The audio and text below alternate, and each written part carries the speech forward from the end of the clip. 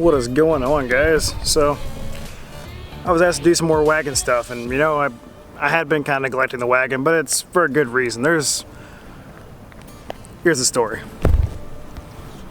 So the wagon, it's doing fine. It really is. It's doing great. It starts up every time, does everything I need it to all the time, but it's time for some maintenance and some stuff. And it's not little maintenance, it's tearing down the whole front end, and you can hear some of the rattles and stuff when I do this, and that's just part of the squeaks and stuff I need to address whenever I do the tear down. But listen to this.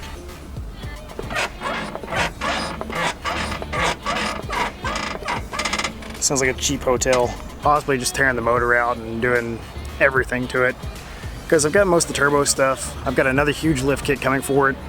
And a lot of serviceable stuff needs to be serviced, so that's kind of why it's been on the back burner and there hadn't been a whole lot of footage on it in a little while. But I decided to make a video because one question I get asked all the time is, you know, how did you lift your wagon? What's the specifics on your wagon on your lift? Because I get that a lot. And I was talking to a friend today about some lower control arm stuff, and I got to thinking I need to make a video about how I lifted this, what I did to lift, how I lifted it, why I lifted it, and what the process was in doing it. Because a lifted wagon is a happy wagon. That thing rides way better than it ever did stock or lowered, and I think lifted's the way to go, and this is how I did it.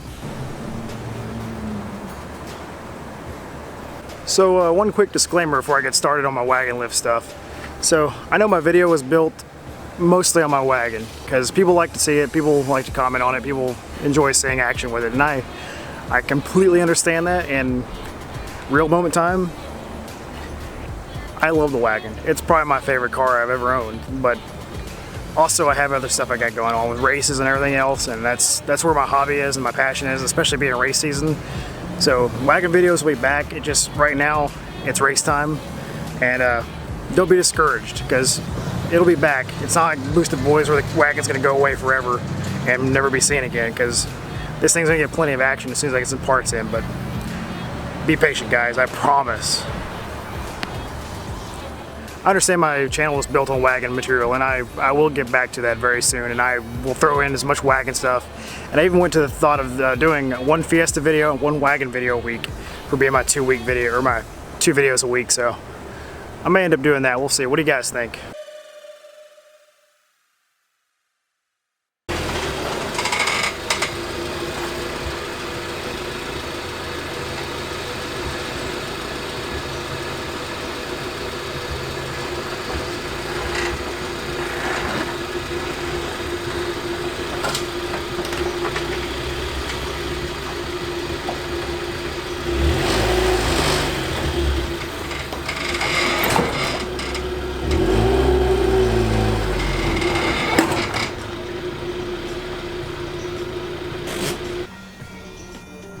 So I apologize for the beeping. It may be going on the entire time. I'm going to try to maybe edit it out. But anyway, so this is my 91 Civic Wagon. I know many of you have seen it. Many of you got to this channel because of it. But I figured this would be the best way to describe the lift. I've got it on a flex. You see all 4 wheels are still on the ground pretty well. And surprisingly, with this setup, it does pretty well flex-wise. And I know the big tires are a big attribute to that, but I mean, I was able to come down this ledge without rubbing on anything. I had one slight hit, but I think it was on the skid plate. But as you can see, it's pretty good. It'll probably drop off and it'll probably rub the tail hitch on it, but that's okay. But anyway, so as far as my lift, so we'll start with the front end. The front end, I'm actually running 90 to 93 Accord wagon front struts, and I use the Accord front fork also on the lower part of the strut. And for the top hat, I had to switch the top hat over to the Civic Wagon top hat, which is a 2-bolt, and the 90 to 93 Accord has a 3-bolt. So that's what I did with my front struts. As far as lower control arm, the lower control arm is still stock. The lower control arm is still the wagon stock front, and the upper control arm is also still the wagon fronts. And the upper control arm is also the stock wagon front. So you actually, they suggest when you lift to go to an adjustable upper control arm, but since I'm not really that high, I'm not going to worry about it just yet. When I'm all squared up, it all looks pretty good, though the camber is not too crazy. and it all lines up pretty well. So with that being said, whenever I go to the next lift, when Ben gets me his lift, I am probably going to go to adjustable. I'm not sure if his kit actually comes with one, but I am going to research and get an adjustable upper control arm, because it will drop down quite a bit. And with Ben's lift, he has an extended knuckle, which is right here, and he actually has an extension, so you don't have to actually modify the mounting point of that upper control arm. So we'll see how that actually works, and we'll see what we got to do with that. But I'll switch all this stuff out, because at the house I have a full CRV strut ready to go on all 4 corners, and you actually really do need to do a subframe lift if you want to do the CRV struts. It'll work on the not without lifting your subframe, but it really is best to do it with the subframe lift. The cop just rolled by, so hopefully it didn't bother me too bad. You notice I'm not out here doing much but taking pictures. You can actually see when I did that last video down there in my proving grounds, I destroyed this freaking fender flare. It caught, and it's really not a great grade of plastic, so I just shattered. Now, as far as my lift, I went ahead and modified the front traction bar, or the front lower subframe, because it's pretty bulky and it hangs down pretty low, and I ended up going with the innovative. You can see it here. Ended up going with the innovative traction control bar because it tucks up nice and neat, and it's just a really good design. It's got nice toe hooks on there so you can pull yourself out, and it's a lower profile overall compared to the stock. And you can see it's actually a hollow bar, and I'd actually like to go ahead and fill that in with some kind of steel bar for reinforcement, but I don't know. I'll consider that as I go along to see if it gets bent any. I know on Justin's Turbo Wagon, he actually is bent a little bit there. I think he may have taken a hit there, but for now it's working pretty well.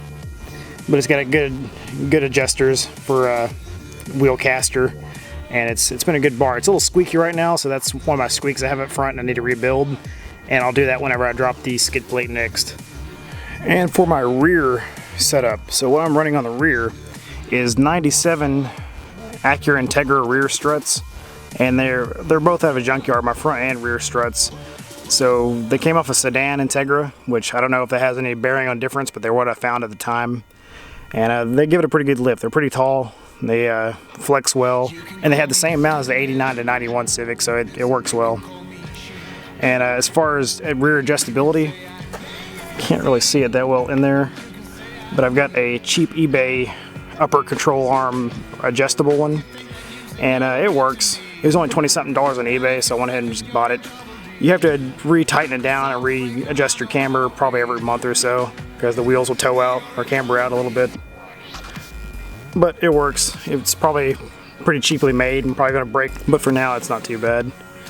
And as far as bushings and all that stuff, it's all the swing arm in the rear is all still stock, and the bushings are pretty blown out, and I need to fix that. So that's on the agenda for the lift. And whenever I get Ben's new subframe lift, we'll be up pretty high, and I'll be able to see what I need to do next. That's why I don't want to trim too much. You can see I've trimmed a little bit of the plastics back here in the back and the fender well, and I've rolled this a little bit to fit my tires a little better. And I don't want to cut it. I really don't want to cut that, but if it comes to it after the subframe lift and I have to, then I will. But for now, it's not doing too bad. All my rubs seem to be gone away, and the trimming here, I've taken that rear bumper support out, and that's helped out quite a bit. And that's why I went with the quick release bumpers on here, and it all seems to hold up pretty well. But as far as lift in the back, it's all junkyard lift, and it's been doing really well. I've had it on there for almost 2.5, 3 years now. But that's about it. As you can see, it flexes well, it does well, lifts great, and it is all junkyard built. I actually got the struts all have a junkyard strut and spring out of a pick and pull in Little Rock, and I got the entire setup for like $30. They only charged me for the springs and not the struts, and I think the lady was just confused when I checked out, but it worked out pretty well because I mean that's a hell of a deal for a lift. And with the upper control arms, I ended up spending, like I said, probably $30 shipped from eBay. I had that video about the lower control arms I did for the rear, and I only had put those in just because the heck of it. I thought they'd look cool, and I needed some new ones with new bushings, so I went with those, True Hearts, and did the flip, as you can see in the video I'll post. So that's pretty much all the info on the lift. Sorry about the rhythmic beeping over there, it's the train track doing its thing. But yeah, you guys got any questions about it, let me know. I'm very open to help out about it. And as far as future plans, like I said, Ben's subframe lift will be here for too long. It looks awesome from the pictures he's been sending me of it. I am super excited about that. If you don't know Ben, he's the War Wagon. He's the big tall green one that's going around the internet right now. And I'll be up at that level whenever his subframe lift gets here, because we're going big and doing big things. So I'm excited about that. I've got a few more things in line for this that I'm working on. So I'll get Ben's lift, and then I'll go to the CRV struts all the way around on all four corners. And then we'll see what adjustability and what else I need to do with it. But I think that'll be the optimal setup. And I think the wagon will be in great shape at that point. And after that, I have another little side project in engineering for the wagon, actually. It'll be a manually selectable four-wheel drive for Civic Wagons, and I hope to get that design and get that knocked out. I've got a couple rough drafts, and I got a couple prototypes in line I'm going to build for it, so be watching out for that. If you guys are really excited about that, let me know, because I think it'll be a great thing for the wagon. That's one thing it is lacking, is a real true selectable four-wheel drive. And the way I'll have this, it'll actually be a cable-driven selectable four-wheel drive for the wagon. And keep watch out for that, and let me know what your interest is in that, because if I get a lot of people who are super interested in it, then I'll push forward on that really quickly, and I'll try to decide if I want to go ahead and build that and mass market it and sell it to some people, because I wouldn't try to make a huge profit off of it, but I would like to get that out to the public, because I think it'd be a great thing for us, and make these things truly, really much better off-road, and even for like launching and racing as well. So be watching out for that. I'm just gonna go tool around the wagon for a little bit while it's nice out, and maybe run through the car wash or something. I don't know. It's nice to be in the wagon. I really love driving this thing, and people giving me thumbs up and Jeeps guys waving at me. It's nice. I like it. So anyway, guys, I'm gonna wrap it up. Nothing much to say else. I mean, that's the wagon lift. That's all she is. So let me know what you think about the format too, because I'm thinking about, if you want the 2 videos a week to be one Fiesta and one wagon, I can do that. But this video is going to be pretty heavily Fiesta for a little bit while I'm working on that and racing, because that's where my life is right now, is racing and getting ready for that, because I'm doing double duty with it, with doing autocross and rallycross. So I apologize for the heavy Fiesta stuff, and I've lost subscribers, and that's why I'm talking about this. Is I lost a couple subscribers lately, and that always irks me. Like, I mean, why would you subscribe just to unsubscribe? I don't unsubscribe to every channel unless, I mean, I just don't unsubscribe for good karma, basically. I don't know. I got salty about it, so there's my bit of salt for the week. Salt Bay.